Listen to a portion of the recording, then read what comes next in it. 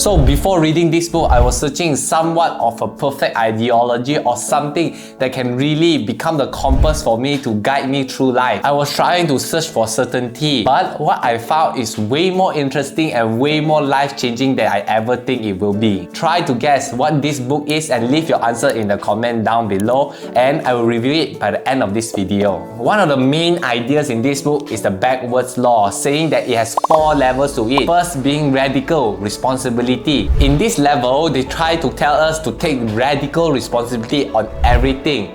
This is because whether we realize it or not, everything we do, everything we see or not see is our decision, and how we approach and also interpret this decision, whether you realize it or not. So it is very important that we acknowledge this so we can be conscious of our own decision making. And also this book tries to highlight the fact that we will always try to find something to struggle for, because our brain works like that. What the books try to say is that we should highlight and also find what are the things that is worthy of our struggle. We are not trying to think that the life in itself is very struggling, but is to think that solving and improving all these struggles, solving this problem is what will bring happiness. Instead of asking yourself, what do I want? You should say, what are the struggles? What are the pain that I think I would like to have? Level 2 is about embracing uncertainty and casting constant doubts about our own beliefs. This uncertainty will open up to freedom to be more open-minded to new ideas, because if we are so certain about something,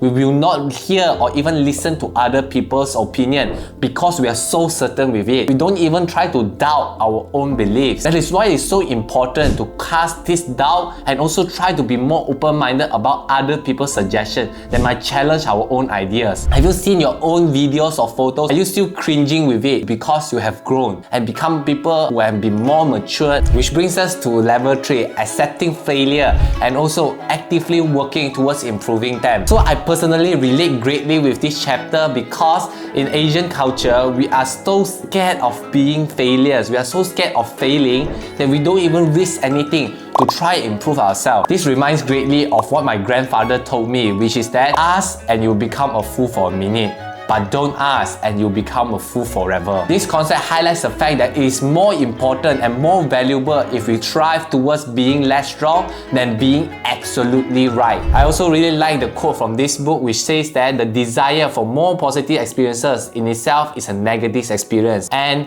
paradoxically, the acceptance of one's negative experiences in itself is a positive experience. Now let's get into the last level, which relates us to accepting on our own mortality, because it says that in this book, everybody's time is limited. It will highlight our core values and keep us in check, to give us a grander view on what truly matters and what is insignificant. The next chapter is going to be breaking the entitlement cycle. In this book, it also says that we feel more entitled in these 2 cases. The first one is that we feel more awesome than the rest of us, so I deserve special treatment. The next is that we feel less awesome than the rest of us, so we deserve special treatment. So in both of these cases, they have different thinkings, but they still end up doing the same thing because they think that they deserve special treatment. So in this book, it tries to say that we should stop thinking of us being so exceptionally good or so exceptionally bad. Instead, accepting the fact that we are just mediocre people, we will bring exceptional growth to us. This book asks us to accept that negative emotions are part of life, and we are trying to find constructive and more beneficial way to deal and express them. There's also a common belief among self-help books that we should always stay positive and feeling great all the time. But that's simply not the case. The last chapter, and I think is one of the more important chapters, is the self-awareness onion. There's 2 levels to this self-awareness onion. The first being that we can question our own feelings. Why do we feel like this? Why are we thinking like this? Why do I feel jealous? Why do I feel angry?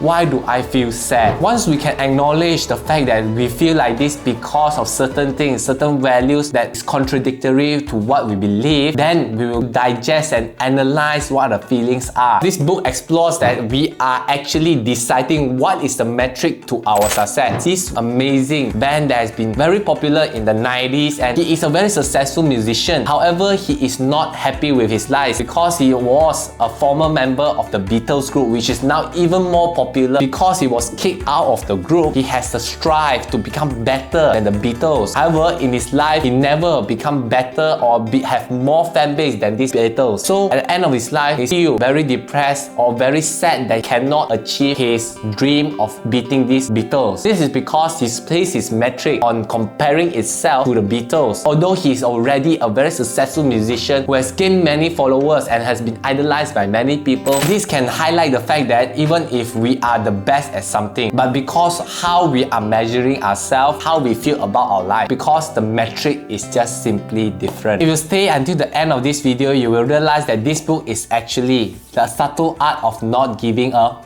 Thing by Mark Manson, which I think is a very special kind of self-help book because it is counterintuitive way to approach self-help and productivity, which I think is a very good book. And if you're interested, please read the book for yourself and try to analyze it on yourself and try to see what are the things that you realize in this book. So other than productivity and self-help, I also very interested in study tips. And if you think that you want to improve your studying methods and try to memorize everything you can, try to watch this video because I think it will help you greatly.